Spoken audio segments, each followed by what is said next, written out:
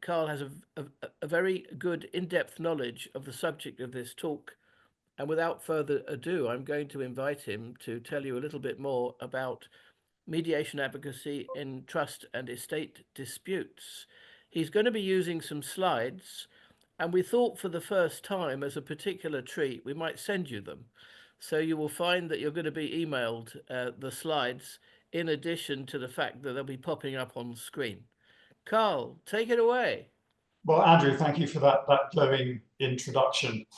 As Andrew said, the principal theme of my talk this afternoon is negotiation skills, i.e. mediation advocacy skills in the context of trust and estate disputes. And I'm aware from what Mark has told me that some of you are specialist contentious probate and trust practitioners. However, for those of you who are not, much of what I'm about to say is of general application. I hope you'll find it of interest. I just hope, looking at your experience and levels of seniority, this talk is not too simplistic, but I hope it will give you some food for thought and avenues for thinking constructively about how to prepare and how to conduct yourself as a mediation advocate in the mediation of almost any kind of dispute. Slides you've got, for those of you who have difficulty falling asleep at night, I've written speaking notes to accompany this, which are available to view on the mediation advocacy page of my website, which is www.carlislam.co.uk. They'll be up there for about 2 weeks. And then possibly next year, what I will do is I'll use those notes as a base for the cake for writing a series of articles about mediation advocacy in this specific context. So they'll be up for 2 weeks if you'd like to view those. Now, I'd like to begin with a nod to Galileo, who you probably know a lot more about than I do, by performing a very simple, almost school experiment. So here, I don't know if you can see this clearly. Andrew, can everyone, I don't know, Andrew, if you can hear me, but the main screen seems to be your name at the moment. That's all right. I like showing my name.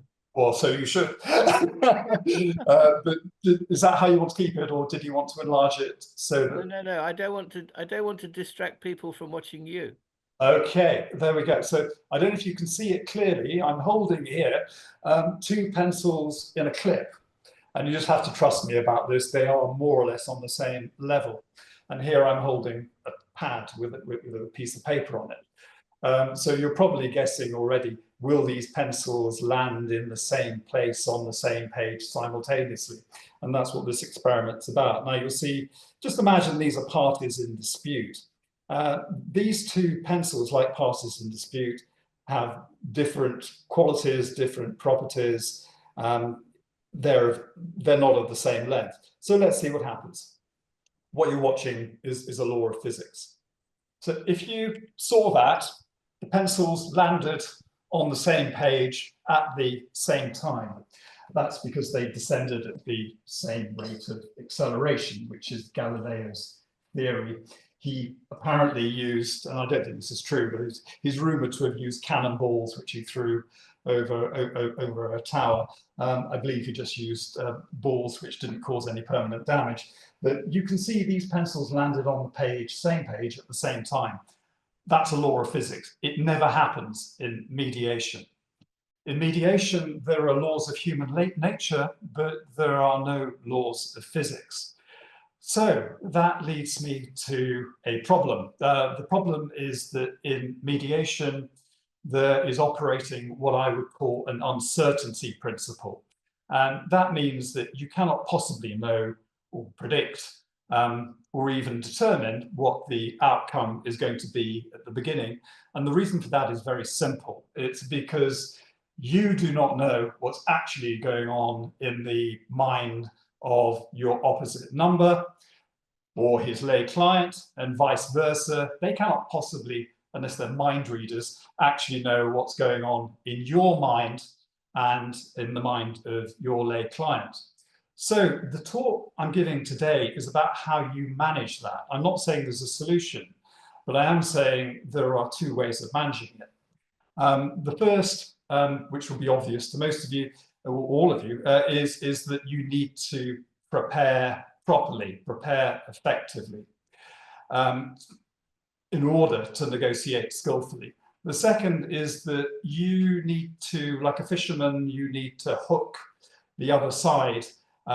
You do that by irresistibly engaging their interest and appetite.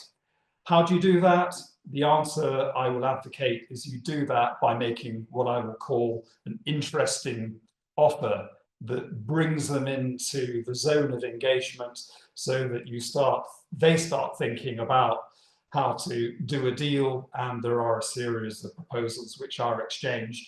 If the will to do a deal exists on terms which are satisfactory, i.e. enough for both sides, then that's the point at which a mediator can facilitate a narrowing of the gap. So my core point is very simple.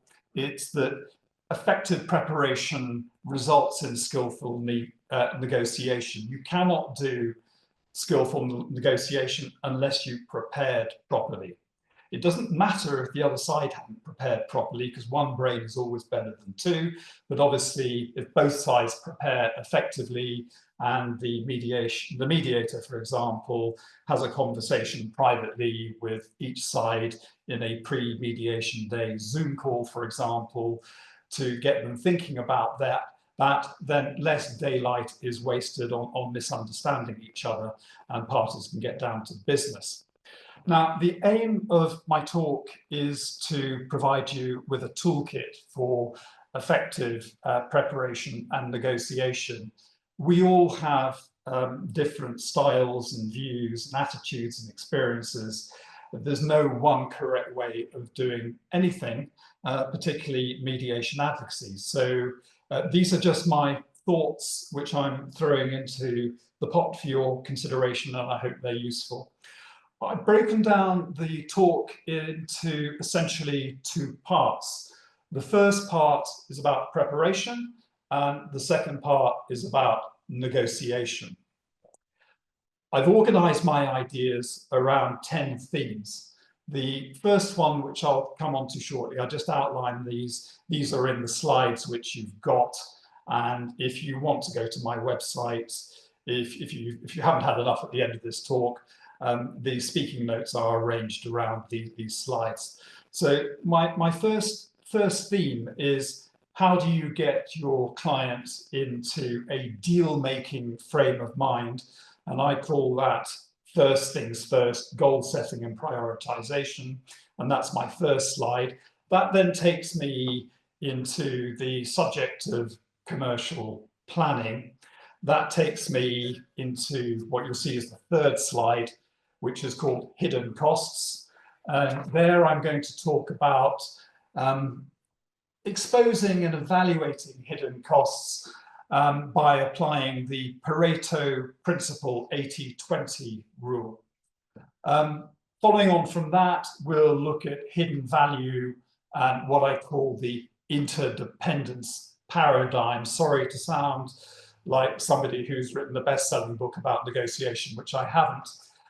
But I thought this was a useful way of summarizing a very simple idea, which is, even though parties in dispute, usually siblings, in a trust probate dispute, may loathe each other, be polarized, entrenched, and at each other's throats, the way to maximize value through doing a deal is for them to recognize that they need each other and that they need to collaborate, because there are opportunities to expand the pie creatively in a trust estate dispute in a number of different ways in order to enlarge it prior to distribution, for example.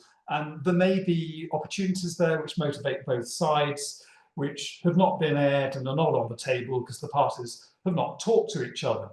So that's the interdependence paradigm, and it's linked to hidden value. Next, I'll talk about what I call euphemistically the DMZ, which is an abbreviation for deal-making zone. Andrew uses different abbreviations in his excellent new book about advanced mediation skills. I use the DMZ to talk about the zone in which a deal can be done. And I'm going to illustrate that graphically with my hands in the course of this talk. I'll then go on, before I go to the next slide, which is slide 6, offers, which is the next topic. You may want to cast your attention, more of your attention when you come to it, to slide 5B, because slide B provides a visual representation of the DMZ. So after I've dealt with the DMZ, I'll then talk briefly about offers, and that's part 1 done. I'm then diving into part 2.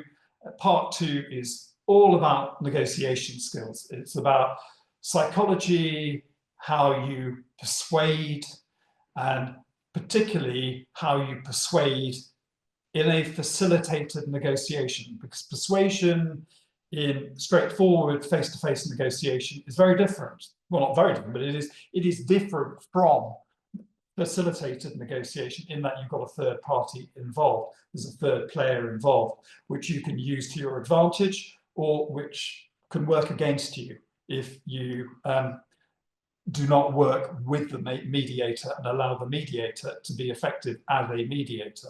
And as I understand it, most of you are mediators, so that will possibly resonate. Because some lawyers possibly think, I've certainly heard some barristers and solicitors think that in mediation, the acme is to basically scare the living daylights out of your opponent through the mediator, make the mediator your friend, manipulate the mediator as your cipher or puppet to do your bidding. And it doesn't work like that. That's not what competent mediators do. So I want to dismiss that myth, and I'll do that when I come to the discussion in part 2 of negotiation skills. So negotiation skills, there are only 3 slides really, which are followed by a conclusion, and 3 topics which I'm going to go on about. One is negotiation mindset, how you prepare yourself and your client to go into the negotiation. By the way, you don't need to write anything down because this is all in the notes. Obviously, the different set out more formally than I'm setting it out now. The second is negotiation strategy, which is really an extension of that. And the third is how you behave, negotiation behavior. This is so important because you have a massive responsibility to your client if this is what your client wants, to help him get to a position where he can end the dispute by doing a deal on terms that are enough for him. And he has to work that out, and you can help him work that out.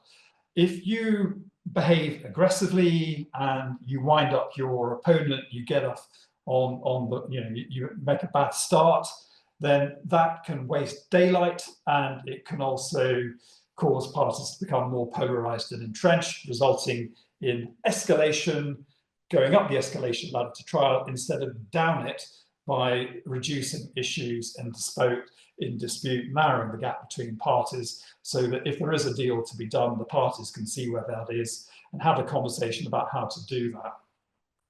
So I'm going to take a deep breath, and I'll begin the preparation half of the talk. I'm trying to get all of this wrapped up for you to allow some Q&A. So I'll try and finish this miraculously in about 45 to 50 minutes, which should allow some Q&A if you're staying for the end. So first things first, goal setting and prioritization. I believe that the starting point in preparing yourself and your lay client for any mediation is to begin by asking yourself a rhetorical question and then to explore these issues with your client. The rhetorical question is, what does my client want, need, prioritize, and why? Now, if you do that, this enables you to do 4 things.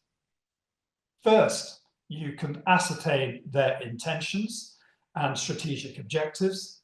That's key because you both want to be singing off the same song sheet. You need to understand what's really at stake here for your client and why. And it's a bit more complex than that, and I'll come to that shortly. Second, it enables you to particularly, I think, for those of you who are mediators and advocates, whether you're solicitors or barristers who have who received advocacy training, it enables you to do what a mediator will probably do if he's competent in the first series of private sessions, once he's got a feel for what it's about and where the parties are coming from, which is to reality test each of these objectives. Now, I'm a great believer, and I've written about this, here's a plug, in my forthcoming book, the second edition of the Contentious Probate Handbook, which will be published later this year by the Law Society. And I've written extensively there in the mediation chapter about the importance of almost reality testing your client's case before a judge does in a trial. So in order to understand what a client wants, you need to understand, in order to get inside your client's head, you need to understand what he wants, needs, prioritizes, and why. Then you can reality test these aims. The third thing is, once you've done that, you can help your client to formulate a practicable, i.e. doable strategy for achieving realistic aims. So that's linked to realism and reality testing. And then finally, 4, you can help them to list a hierarchy of priorities. At that point, you have a clear roadmap of what is really important to create a deal that will be enough for your client. If you can get enough for your client, and if your opposite number can get enough for their client, and what they want, prioritize, and need may not be symmetrical. It may be asymmetrical. They may want different things, as in the orange peel and the orange pulp. If you can do that, that gives you clarity with your client about what to focus on and get. Because if you can't, there are red lines, and I'll come to this. If the red lines aren't met, then your client may decide not to do a deal. So how do you do this? I believe it helps to think like a mediator, and with your client's permission, obviously, to gently play devil's advocate.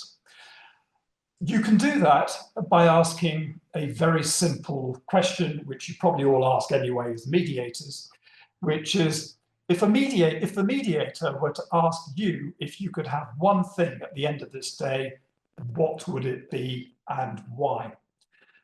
Now, when your lay client answers that question, he's giving you his top priority. So you can then repeat the question, what would the second thing be? What would the third thing be? So you just ask, if the mediator were then to ask you what your next most important objective is, what is that and why? So you end up with a list of priorities. Now, that's not going to be enough, because that tells you, what his shopping list is, but it doesn't really tell you what's going on inside your client's head. And in probate trust disputes, there's often what I would call a subliminal or psychological driver underlying it all. So you need to get underneath your client's skin and understand what's really going on. If you're really good, you need to get under the skin of the other party in dispute as well, when you engage with that person by listening empathetically to that person. So, as I was saying, very often there's a psychological driver. It may simply be a sense of injustice, deep-rooted in how one sibling has treated another during childhood, and your client may feel that, yeah, he wants a degree of justice, that's what's driving him, but he may also want to inflict a degree of pain, and you need to be aware of that. So, to help your client describe their underlying needs, you can ask, if the mediator asks you, why are you doing this and for what? How would you answer him and why? That takes you in the direction of what's going on under the surface. You all, as mediators, will have your own form of questions and style that you need to get under the surface. So we turn next to commercial planning. And the rhetorical question you need to ask yourself here is, what do I need to do to help my client prepare to do a deal? Now, I believe there are 4 things you can explain right from the outset in your very first interview or conference with your lay client that will help him get real about doing a deal if he wants to do a deal, and get into a deal-making frame of mind. The first is very important. This is that there is always an unquantifiable amount of risk in any form of litigation, whatever the nature of the dispute, whether it's a trust and estate dispute or a commercial dispute. There is no guaranteed outcome. So there's always an unquantifiable amount of risk. Now that is the case for everybody involved, not just for your client, it's for everybody involved. And I say that's important because if both sides recognize this, and I'll be coming onto this later, that opens a hidden door to focusing on the problem rather than the people, because there's a realization, there's one of those moments we say, yeah, okay, are we in fact actually better off doing a deal now than going to court later? Because there is an unquantifiable element of risk for both of us.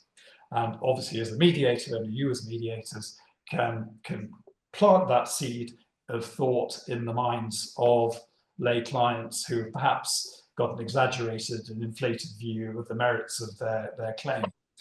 The second is realism, which is linked to that, which is the acknowledgement all round that that risk exists, because that brings about a paradigm shift from confrontation to collaboration, i.e., are we better off doing a deal today than going to court tomorrow? The third is that in order for your client to decide whether for him or her the candle is worth the flame, he or she needs to think about the dispute resolution process as being a commercial proposition or transaction. And I'll come on to this shortly when I come to talk about hidden costs and the Pareto principle. Once he's done that, once he or she has done that, then they can calculate the price of doing a deal. And to do that, they will need to develop a settlement range. That settlement range will become the foundation of their opening and closing offers. The calculation should factor in both hidden costs and potential hidden value.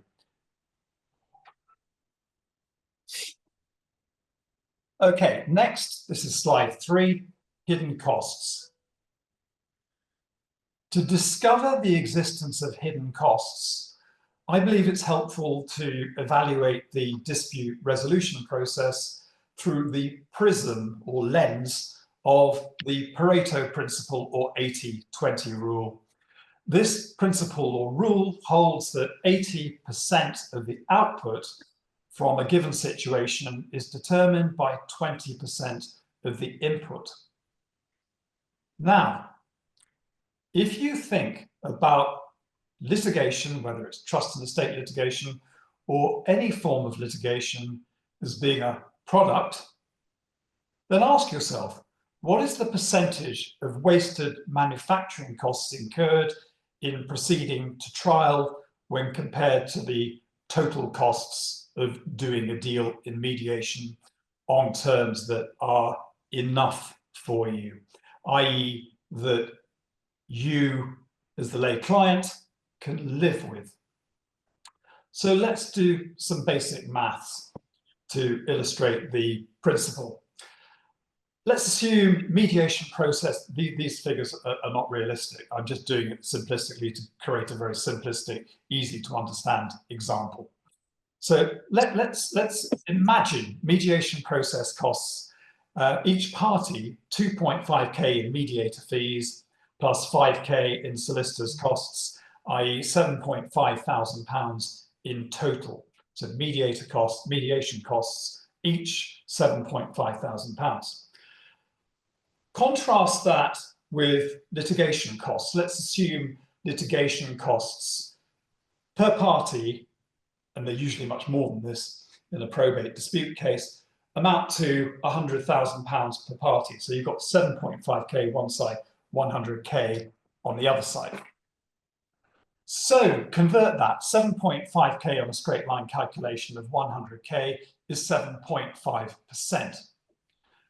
Now, that figure does not even include unquantifiable and irrecoverable indirect costs, i.e. loss of time, the time value of money. Your time has a value.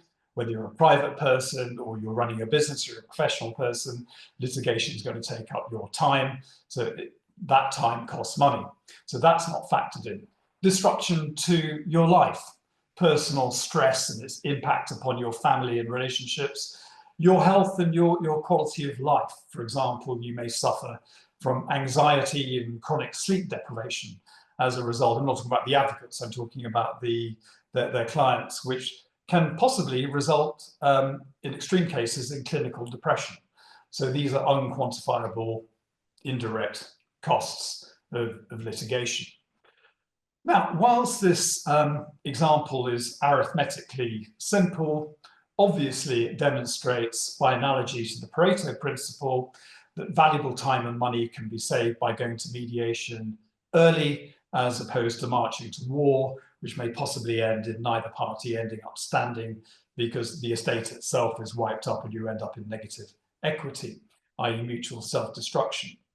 So let me put this another way. If you think about the hidden benefit of mediation as being if you think about mediation as being a time planning exercise, then on the arithmetic I've just described, mediation can possibly get you 92.5% more free and extra time in which to lead a healthy, happy life, and simultaneously save you 92.5% of the financial costs of the litigation. That holds for both parties. This holds because you have each maximized your net output, i.e. actual gains, by minimizing your input, i.e. potential losses, time and money. That's the application of the Pareto principle. Turning quickly to hidden value, I'm just conscious of the time. We've got about less than 30 minutes and I'm only about a third of the way. This area is important. Here, I want to talk to you about a principle which I call interdependence. Think of it as we both need each other. Our lay clients need each other. Interdependence can result in 2 + 2 = 6 or more. That is because of synergy. In other words, your lay client and the other party in dispute can each gain more by working together than they can by working apart, i.e. against each other. So collaborative negotiating strategy is potentially more profitable than a competitive negotiating strategy. In mediation of a probate dispute, synergy can take many different forms. It includes, for example, I've dedicated an entire chapter to this in my forthcoming book, preserving the capital value of an estate by avoiding the incurrence of costs, which is why mediation should be entered into before significant legal costs are incurred. I've also dedicated a chapter to the next point, which is creative expansion of the estate pie through tax-efficient post-death restructuring of an estate, i.e. to maximize any available IHT exemptions and reliefs that remain available after the next budget. That enables you, if you do that within the available time window, to rearrange the terms and scheme of gifting under a will in a more tax-efficient way for the benefit, possibly, of future generations. There may also be an opportunity to do something more noble, which is to save and able to continue a family business or farm. I go into this in more detail in the slides. I'm going to move on now to the deal-making zone. Now, just to preface the deal-making zone, I'd like you to look at slide 5B, I think it is. Yes, I think it's 5A, which gives you a visual representation. So if you look at that while I'm speaking, I'll just preface my points with these comments. Mediation is about doing a deal, ideally on terms that you can all live with, i.e. that are enough. So you need to calculate, so your client and the other side need to calculate the price of doing a deal. Now, before anybody can do that and formulate an opening offer, they need to first discover what their settlement range is. That exists between 1, the maximum net capital value of their claim, and 2, what American writers call your BATNA, best alternative to a negotiated agreement, which is your red line, which is the point at which you'll walk away and proceed to trial, because you're better off, you've decided it's better off to go, you're better off going to trial than you are doing a deal today. So in the diagram, you'll see I've got 2 lines. I've got one which is P1 to P2. This represents relative gains to relative losses for each side. And then I've got another one called common ground. Now, P1 to P2, each side's relative gains to relative losses. In the case of a probate trust dispute, may include, for example, declaration and vindication of legal rights, control, property and money, saving costs. Common ground, i.e. eliminating litigation risk by doing a deal instead of proceeding to trial, includes, for example, preserving capital value of the estate, engineering a tax-efficient distribution of the estate assets, avoiding litigation risk and thereby saving costs, time and energy, avoiding publicity, avoiding further stress and anxiety, preserving a relationship and goodwill if worth preserving. Now, the point of slide B is, if I can sort of illustrate it with my hands, is that it shows you a big gap at the top of my index fingers on the left and the right. Imagine a line P1 to P2. They're polarized at this point. They're miles apart. Where my thumbs join, imagine common ground. That at the moment is miles apart from P1 to P2 on the top, because the parties haven't talked to each other and they haven't had a conversation. So a lot of that is undiscovered. They may not know it's there. The point I make in the slide is that while that's a situation pre-convergence, the trick in mediation is to bring these 2 lines together, and I call that convergence.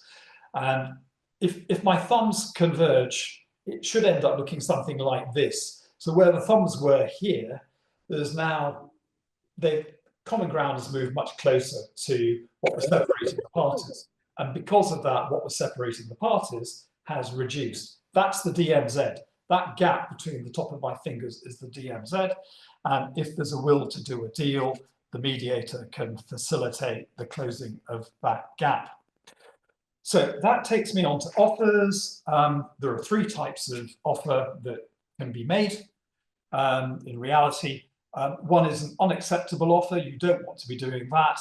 That can result in the other side walking out. It's an offer which is so ridiculously high or low that the other side will just, it's just risible. They'll think you're insulting their intelligence and say, why are we here? What's the point? There's no point in talking, possibly walk out. So that is a risk for you. You don't want to be making that.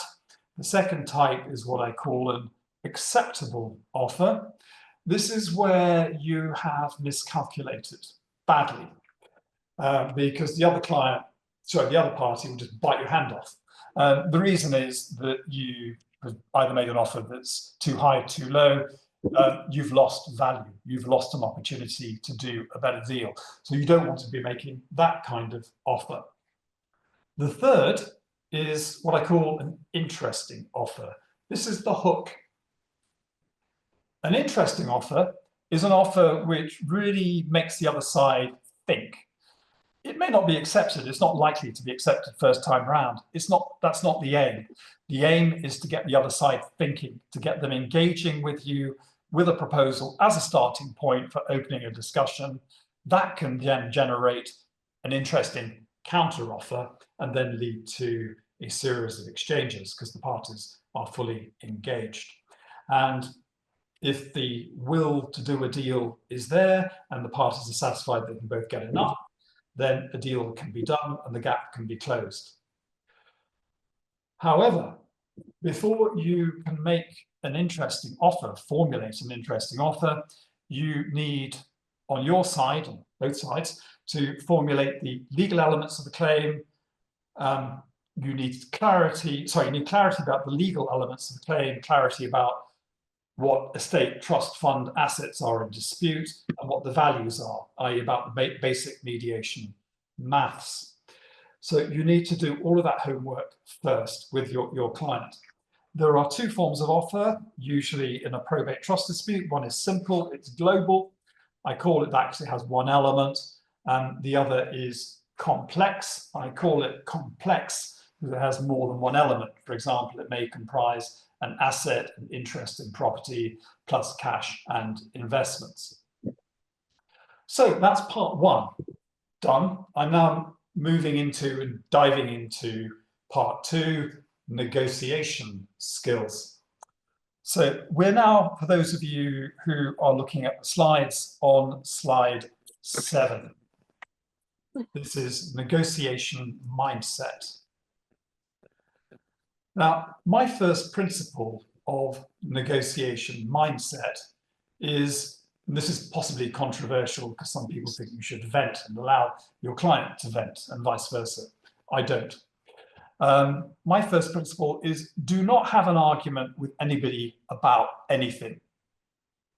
I say that because I believe, as both a mediator and a mediation advocate, that it's a complete waste of time because mediation is not a trial. You're wasting your breath. You're not there to rehearse your case. Yes, there's a time and a place for reality testing the case, and that's for the mediator to do. And if you're having a meeting with the other mediation advocate, you can both do the same.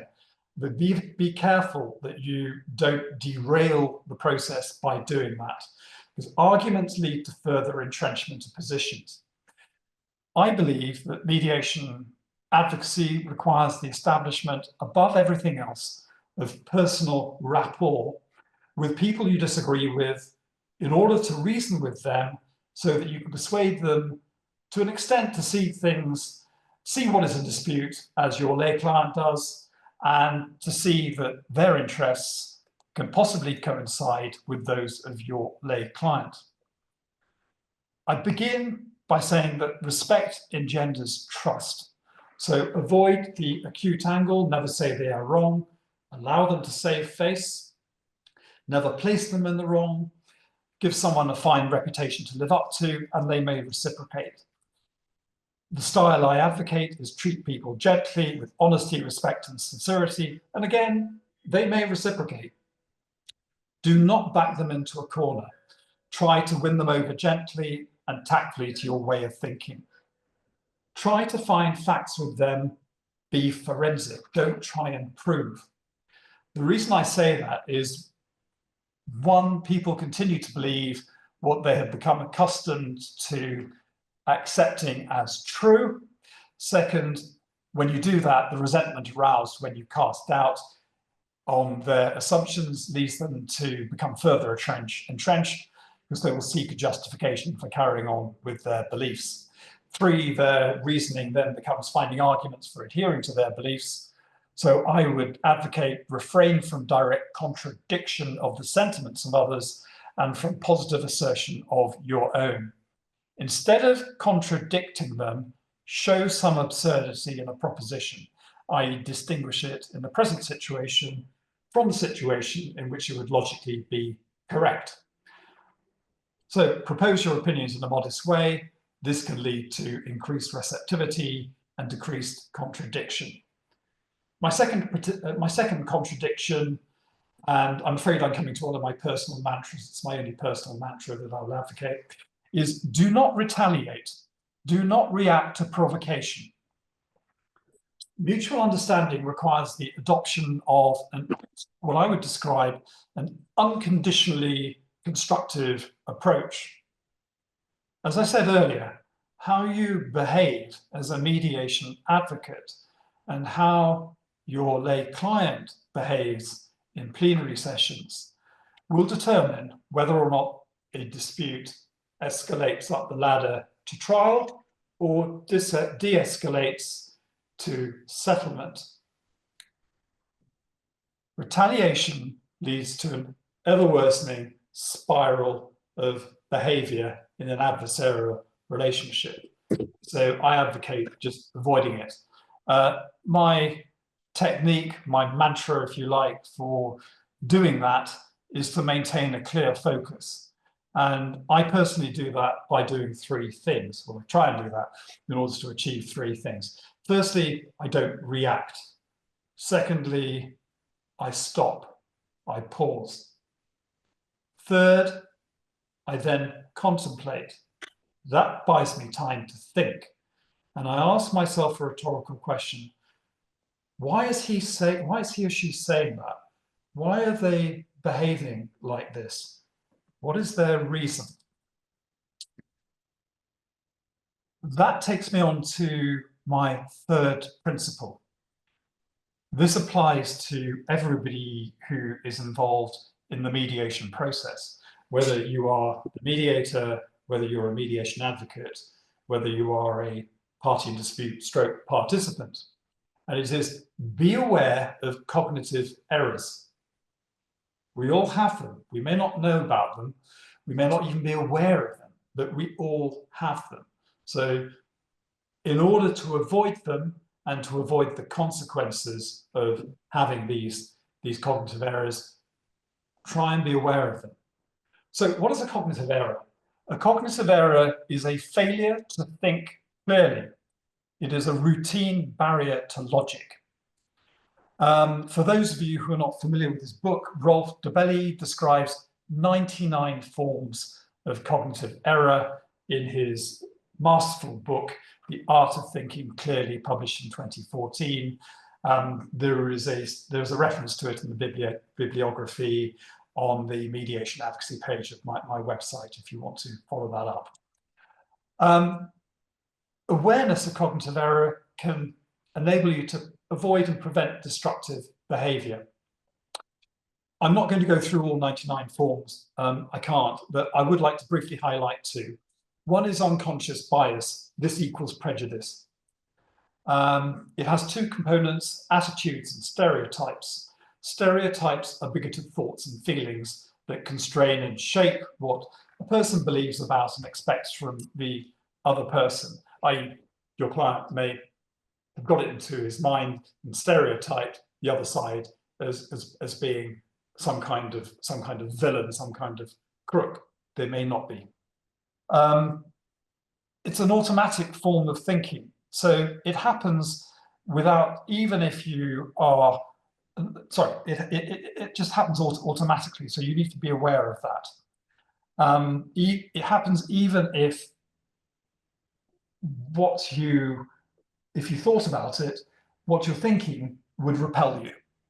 The second is loss aversion. This is very interesting. This happens in all kinds of disputes, whether they're trust and estate disputes or commercial disputes.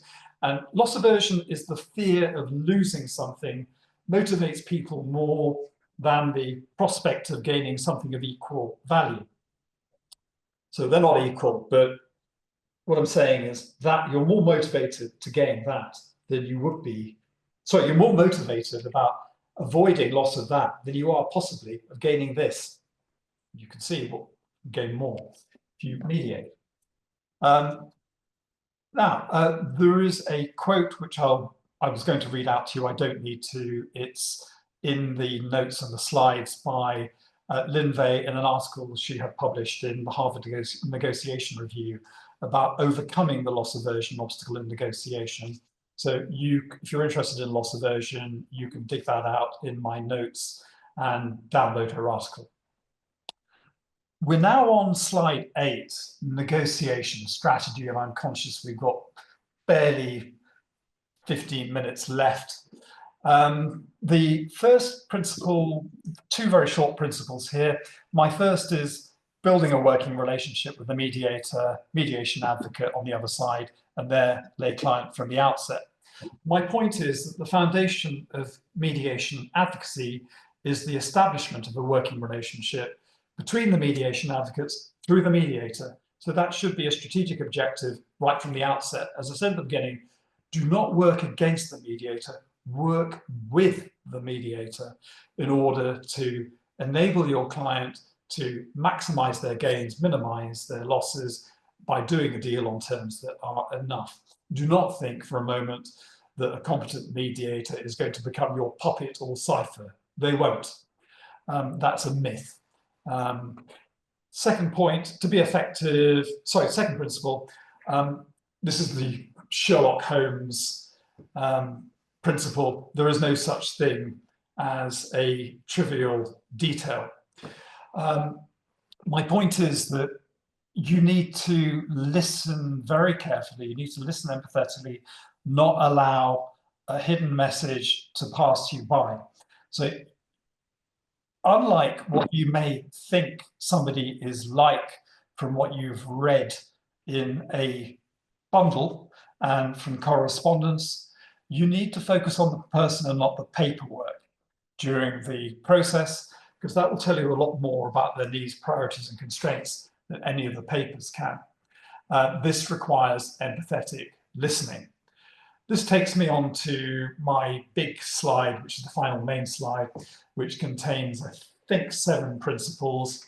And this is all about negotiation behavior. My first principle is do unto others as you would have them do unto you. So begin in a friendly manner, speak in a soft-spoken, quiet, friendly way, be polite and courteous. Talk first about what you can agree upon. It may simply, in the first meeting, be someone saying, can we use first names? And they say yes, you've got them to say yes. The more yeses you get, the more you're engaging. Now, in a trust estate dispute, you can take your cues from the mediator, because the mediator either in a plenary session, if there is one, and there isn't necessarily always a plenary session, because parties usually hate each other and sometimes refuse to meet each other in the same room, even if it's a virtual room.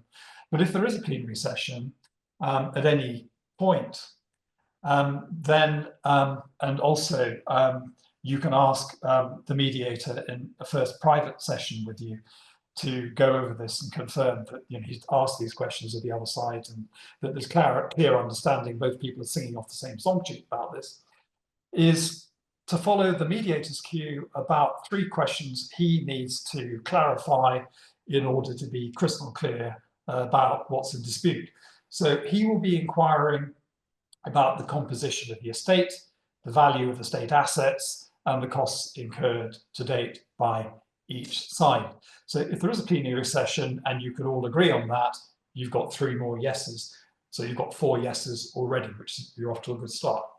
So you need, if there is a plenary session, to also encourage and allow the other side to do most of the talking. That's whether you're in a plenary session with the other party in dispute, party in the mediation, or just in a meeting with the other mediation advocate. Allow them to do most of the talking. You listen, they talk. You need to demonstrate tolerance and respect for their opinions, appeal to common sense and reason. As I've said, try and accumulate as many yeses as you can. The more yeses you get, the more they become engaged in what I would call a principle-centered dialogue, which I'm going to come on to describe shortly. Now, how do you do that? Well, you can use the Socratic method to do a number of things. You can ask questions which they would have to agree to, keep on winning admission after admission, and keep on asking questions until finally, without realizing it, the other side embrace a conclusion that they would otherwise have rejected. As I mentioned, in trust estate disputes, there is usually tremendous animosity. So parties generally, not always, refuse to meet face to face. That's okay, because if they did meet face to face in the first 5 minutes, tempers would be inflared and valuable daylight would be wasted in venting. Some people may think it's a good thing. I think it's a bad thing. I think it's much better to actually start off by trying to build a working relationship with the other side. And while some people think venting may get you to that point, in my experience, it just wastes daylight and pushes tempers up. Has the opposite effect. In other words, it's counterproductive. So, having said all of that, that does not mean that you as mediation advocates should not meet. You should, and as early as possible. You're professionals. You're professional negotiators. And if it's a Zoom mediation, the mediator will usually set up a virtual room called a coffee room in which you can virtually meet for a virtual coffee, i.e. meet to introduce yourselves and become acquainted. Now, if he does that and nobody suggested it, you can be proactive. So, for example, if there isn't a plenary session, at the end of the first suggestion, end of the first private session with the mediator, you can suggest it to him and invite him on your behalf to invite your opposite number to meet with you as a fellow professional in a collegiate atmosphere, collegiate coffee room, just to introduce yourselves and say hello. So if the other side agree to that, that's an opportunity to switch the dynamic from one of initial confrontation and mistrust, to one of collaboration, eventually leading to trust. Now, there are some phrases I've written down in the speaking notes. I won't go into them with you because I'm running out of time, but I've given you a series of strap lines there that basically enable you to do that, to break through the barrier and start engendering trust by creating a working relationship with your opposite number. That's in the speaking notes, so you can see those. You're a maximalist. But there's 55. Hello. Sorry. Second principle is adopt an unconditionally constructive approach to the other side. Treat them as partners. You want to be able to take steps that both improve your ability to work together and to advance your client's substantive interests. This strategy consists of 6 counterintuitive guidelines. One is rationality. Even if the other side are emotional, balance your emotions with reason. The second is understanding. Try to understand them, even if they misunderstand you. The third is communication. Even if they are not listening to you, inquire with and consult with them. The fourth is reliability.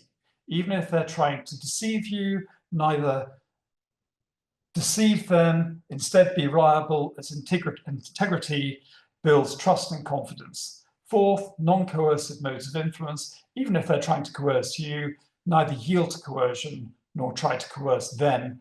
Instead, be open to persuasion and try to persuade, i.e. disarm them. Then you can all enter into a constructive dialogue, in effect working side by side. Now, a technique for doing this is to actually sit not opposite each other, but at right angles, which of course you can do with the other mediation advocate if you're in a private meeting in a face-to-face mediation. Sixth principle is acceptance. Even if they reject you and your concerns as being worthy of their consideration, accept them as being worth dealing with and learning from. That takes a leap of faith and involves risks. Now, this is a paradigm shifting strategy. I can't teach it to you. It's a question of timing, instinct, and judgment. You have to determine for yourselves whether it's appropriate to use it and when. In the short time available to me, I'll briefly summarize the other principles. Empathetic communication, listen to understand in order to be understood. And my point here is that you can't make someone do someone, but you can help somebody want to do it. So you can't make someone want to come toward and into your deal-making zone, but you can attract them toward it. In order to do that, you need to listen empathetically. That means stepping into their shoes, seeing things as they see them.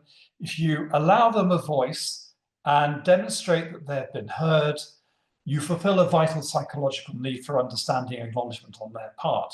You give them psychological oxygen. However, by doing that, you also need to open yourself up to being influenced. Now, this is important because being open to influence is the key to influencing others. So if you can do that, you can then enable as a mediation advocate.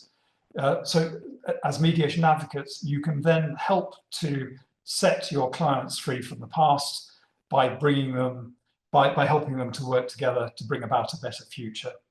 I'm just trying to summarize quickly the remaining points in the few minutes left.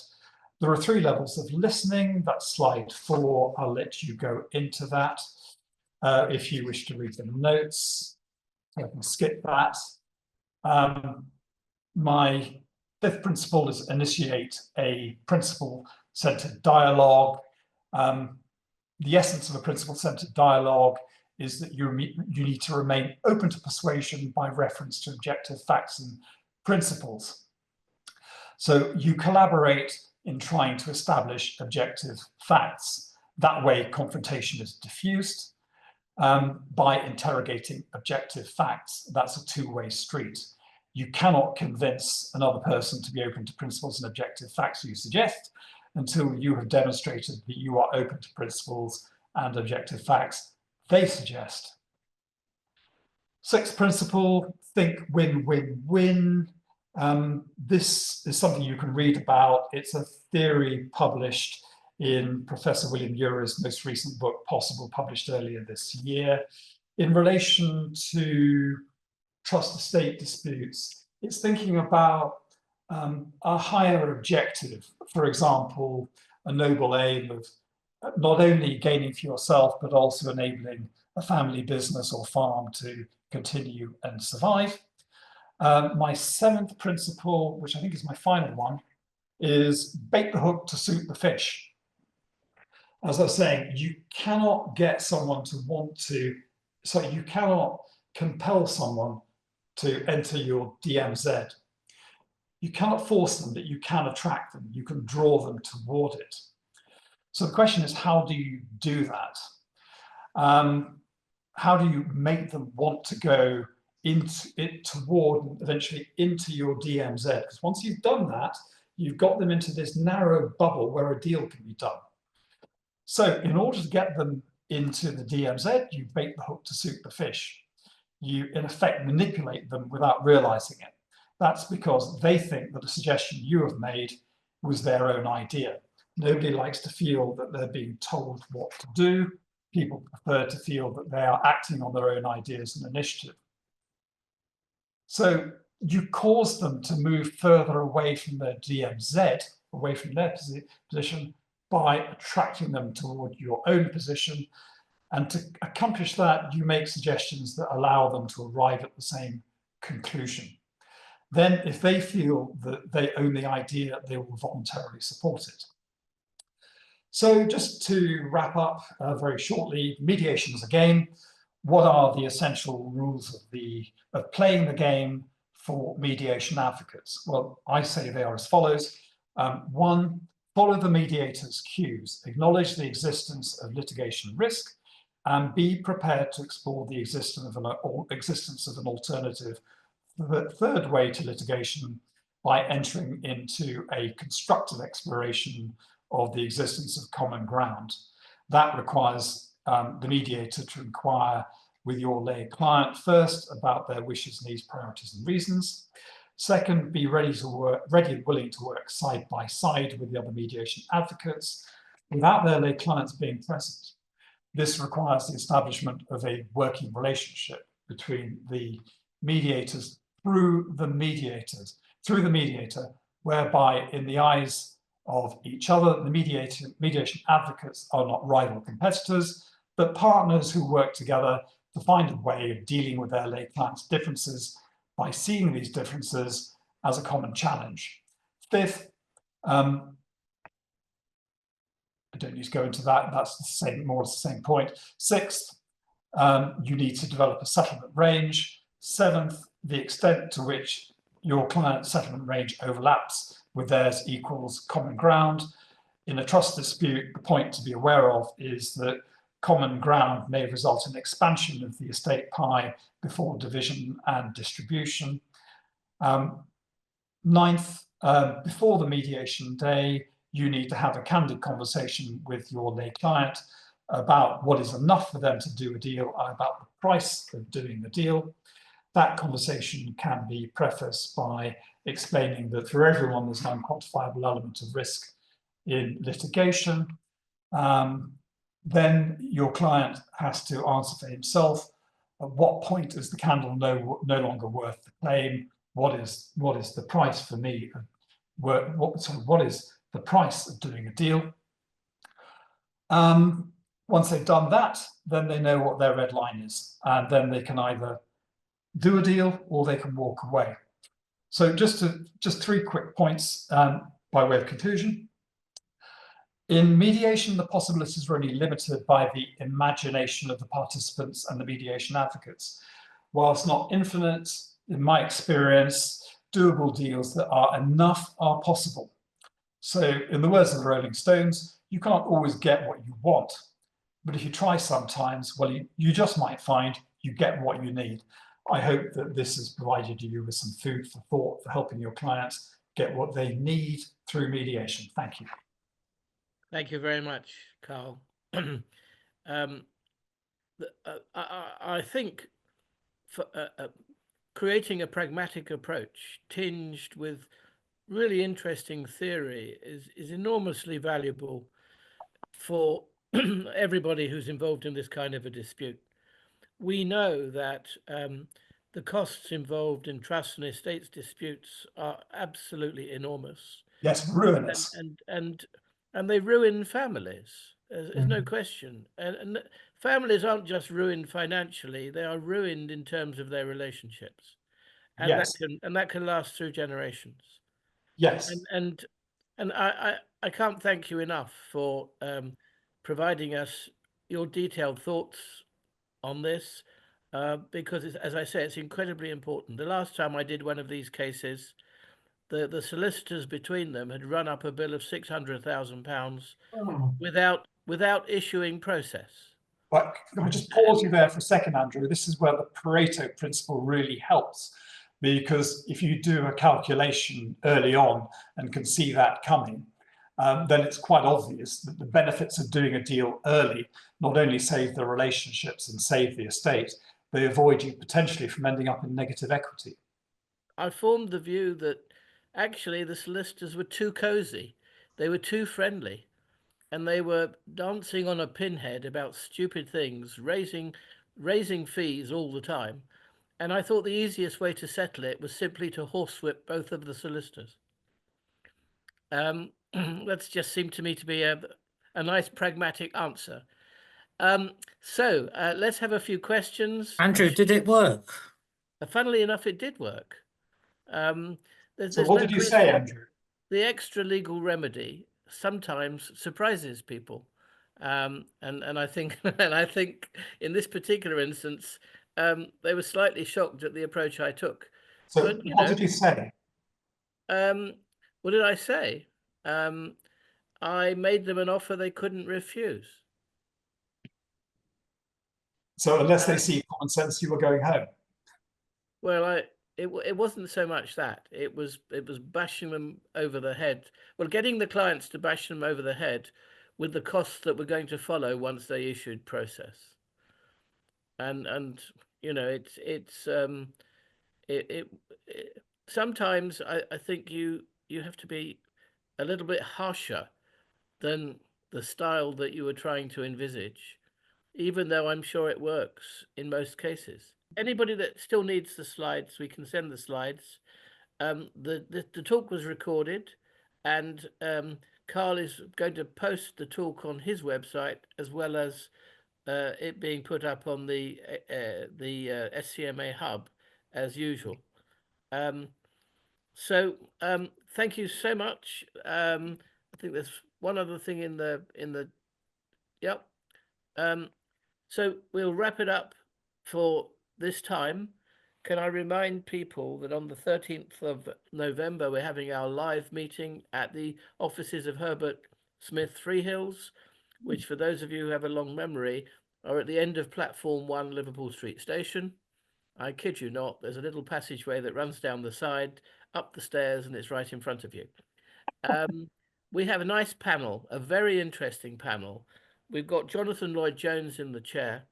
We've got Paul Johnson, John DeWile KC, Cheryl Jones, and Robin Somerville talking at large about trying to deal with compulsory mediation, the issues that flow from it.